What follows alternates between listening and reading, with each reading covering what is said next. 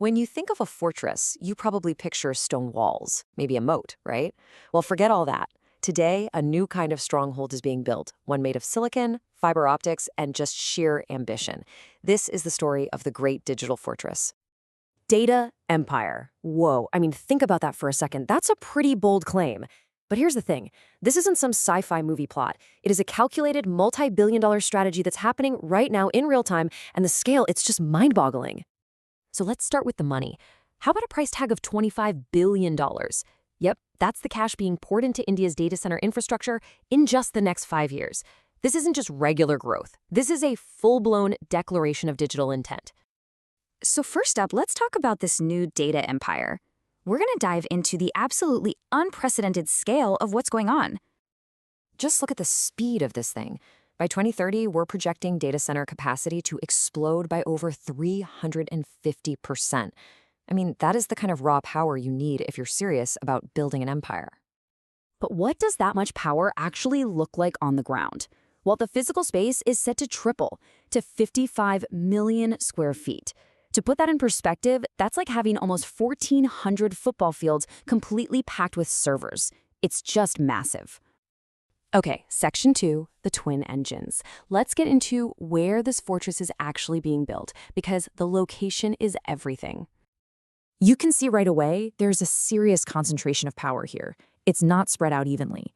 Just two cities, Mumbai and Chennai, control nearly 2/3 of the entire country's digital infrastructure. So the big question is, why then?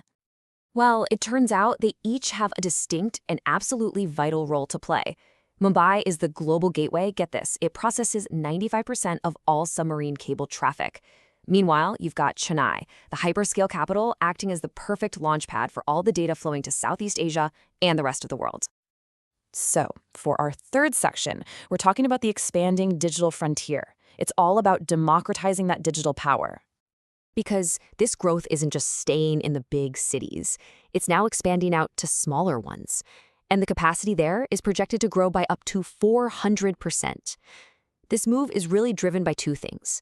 Lower costs, for sure, but also the critical need to bring data processing closer to the users. All right, section 4. This is where it gets really interesting. We're talking about an AI-ready blueprint. This is all about future-proofing the walls of that fortress. See, the industry is pretty much leapfrogging the old traditional centers and going straight to modern, massive hyperscale facilities. But the real game changer here is that they're building for AI from day one. We're talking advanced liquid cooling designed specifically for those super powerful GPU workloads. This isn't about building for today's internet. It's about building for tomorrow's AI. And don't think this is just some plan for the future. It is happening right now. 56% of India's data center supply is already made up of these modern, hyperscale facilities. The stage is pretty much set for the coming AI wave. Okay, section 5, the grand strategy. We've covered the what, the where, and the how. Now it's time for the most important part, the why. This is all about something called the sovereignty imperative. So, data sovereignty. It sounds kind of complex, but the core idea is actually pretty simple. It's the belief that a nation's data, its digital lifeblood, should be protected by its own laws, inside its own borders. You know, in the 21st century, this is basically a matter of national security and economic independence. So what makes this so urgent? Well, check this out. Right now, over 70% of Indian enterprise data is stored on foreign servers. Now, that's both a huge risk and the massive opportunity that's fueling this whole boom. The goal is simple: bring that data home. And you should know, this is absolutely a deliberate national strategy. This isn't just some random market trend. It's being actively pushed by government policy, like the Digital Personal Data Protection Act, which creates really clear rules and incentives for keeping critical data within India's borders. And now for our final section, all digital roads to India. This zooms out to the big picture, how all of this secures global connectivity. You know, we think of the internet as being in the cloud, but in reality, 99% of all international internet traffic travels through these massive underwater highways called submarine cables. India already sits at a crossroads of 17 major systems. But the really key part is what's coming next. 3 new projects are on track to quadruple the country's international capacity. And this quote, well, it really says it all, doesn't it? The British Empire used to boast that the sun never set on its flag. The goal of this new empire is to make sure that in our digital age, the data never stops flowing through Indian servers.